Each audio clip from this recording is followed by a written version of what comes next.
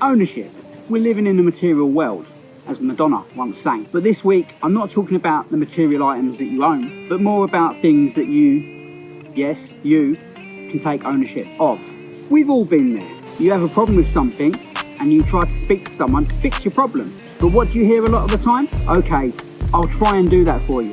It's that word, try, which usually goes unmissed by yourself and the person saying it. Don't get me wrong, trying things is great, but if it's something that needs to be done, we need something more than that. We need commitment. We need ownership of the problem. By taking ownership of something, you've just made a deal with yourself to do everything you need to in your power to get that thing done. Yoda once said, "Do or do not.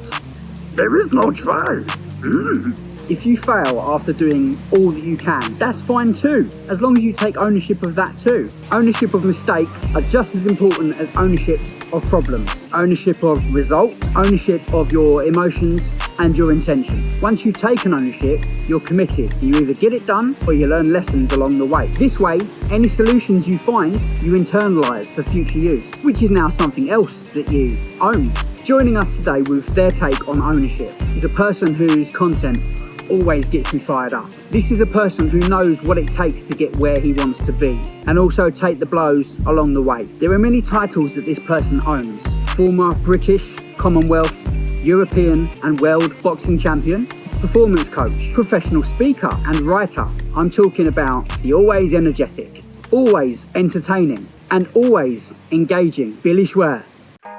Stephen, you are a genius. What a great subject. What a great conversation to be having. Ownership. Wow. This is where it's at though. Now to produce world class, you've got to own everything. The good, the bad, the ugly. Now on my journey to becoming a world champion, I had to own the upsets, the setbacks, the defeats. I had to own it all. So eventually I could achieve my dream and become a world champion. But that was a lesson that I had to learn because win or lose, you choose. You have to own the wins and the losses. Now sometimes what happens is we may suffer a setback or a defeat. We don't own it. We become victims of it. So our victim mentality then causes us to just give our power away. We end up being powerless. Have you ever experienced that for yourself? Because that's what I did. I gave my power away when I retired from boxing. My identity disappeared. But what I had to do, I had to regain my power. I had to take ownership of my future. Because it's all about the future that you're living into. That gives you a certain way of being in this present moment. So we have to be responsible and own the future that we're creating and designing, which is exciting and which is really challenging because you've got to be the cause of your life and not at the effect of it. And once you get the power back, you take the ownership, you're being fully responsible, then you get to live a life that you really want for yourself. It's possible, but it's all about ownership. It's all about rising up, stepping up.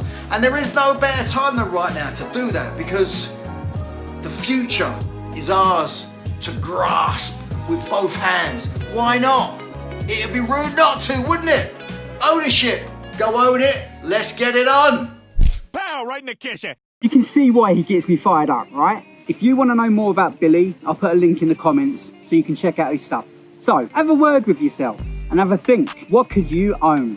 As with every week, I'll end the video with some awesome quotes. This week on the subject of ownership. Thanks for watching and thanks to my guest, Billy Schwer. I'll see you next week for another 3 Quotes Thursday.